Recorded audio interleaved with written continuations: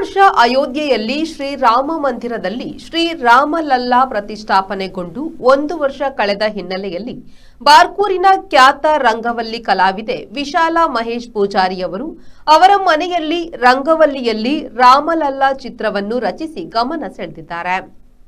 ರಂಗವಲ್ಲಿ ಕಲೆಯಲ್ಲಿ ವ್ಯಕ್ತಿ ಚಿತ್ರ ರಚನೆ ಅತಿ ಕ್ಲಿಷ್ಟಕರವಾದರೂ ಅವರು ಮಂಗಳವಾರ ಬೆಳಿಗ್ಗೆಯಿಂದ ರಚನೆಗೆ ಆರಂಭಿಸಿ ಸಂಜೆ 6 ಗಂಟೆಯವರೆಗೆ ರಂಗವಲ್ಲಿಯಲ್ಲಿ ಬಣ್ಣ ಬಣ್ಣದ ಹೂವಿನ ಚಿತ್ತಾರದಿಂದ ಹೂಮಾಲೆ ರಚನೆ, ಅತಿ ಸೂಕ್ಷ್ಮವಾದ ಶ್ರೀರಾಮಲಲ್ಲಾರ ಮಂದಹಾಸದ ನಗುವನ್ನು 10 ಬಣ್ಣಗಳ ರಂಗವಲ್ಲಿ ಪುಡಿಯಲ್ಲಿ ರಚಿಸಿ ರಂಗವಲ್ಲಿಯಲ್ಲಿ ಕೇವಲ ವೃತ್ತಾಕಾರ, ಚೌಕಾಕಾರದಲ್ಲಿ ಹೂವು, ಬಳ್ಳಿ ಮಾತ್ರವಲ್ಲದೆ ವ್ಯಕ್ತಿ ಚಿತ್ರವನ್ನು ರಚಿಸಬಹುದು ಎಂದು ಮಾಡಿ ತೋರಿಸಿದ್ದಾರೆ.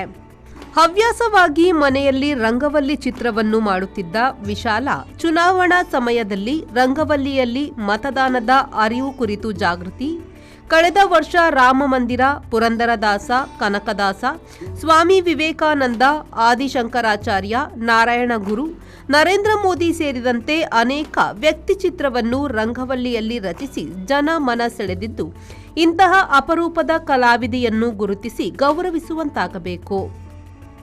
ಬ್ಯೂರೋ ರಿಪೋರ್ಟ್, ವಿ4 ನ್ಯೂಸ್ ಬ್ರಹ್ಮಾವರ.